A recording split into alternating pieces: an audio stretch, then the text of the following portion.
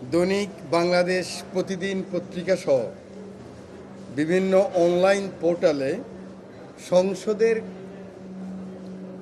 সংসদের কেনাকাটায় হরিলুট coat unquote শিরোনামে সংবাদ প্রকাশের পরিপ্রেক্ষিতে গঠিত তদন্ত কমিটির যে প্রতিবেদন সেটাই আপনাদের কাছে আমরা শেয়ার করব। তদন্ত কমিটি এই মর্মে নিশ্চিত হয়েছে যে উক্ত কেনাকাটায় কোনোরূপ আর্থিক অনিয়ম হয়নি, পদ্ধতিগত কিছু বিচ্যুতি হয়েছে। তদন্ত কার্যক্রম শেষে কমিটি নিশ্চিত হয়েছে সরকারি প্রতিষ্ঠানের অনুকূলে অদ্যাবধি কোনোরূপ বিল পরিশোধ করা এখনও হয়নি, 1 টাকাও বিল পরিশোধ করা হয়নি। এই পরিপ্রেক্ষিতে হরিলুট শব্দটি অতিরঞ্জিত, উদ্দেশ্যমূলকভাবে ব্যবহার করা হয়েছে মর্মে এই কমিটির কাছে প্রতীয়মান হয়েছে। প্রিয় সাংবাদিক বন্ধুরা, আমরা সংসদে আসলাম এই জুলাই বিপ্লবের পরে। আমাদের অনেক আকাঙ্ক্ষা একদম ট্রান্সপারেন্ট থাকার।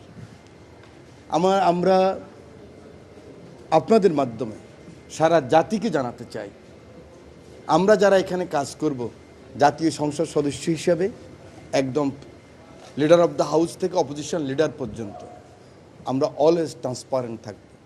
আপনাদের মাধ্যমে সারা জাতিকে জানিয়ে দিতে চাই, যখনই আমাদের সম্বন্ধে আপনারা জানতে পারবেন প্রথম আমাদের কাছে একটা হিয়ারিং নেবেন, অন্তত কে কোনখান থেকে কী বলল।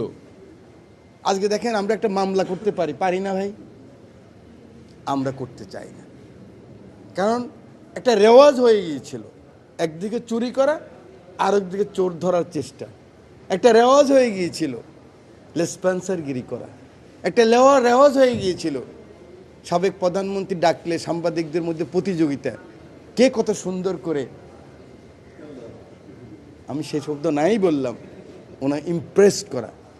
আমরা সেখান থেকে ফিরে আসতে চাই, আপনারাও সেখান থেকে ফিরে আসবেন।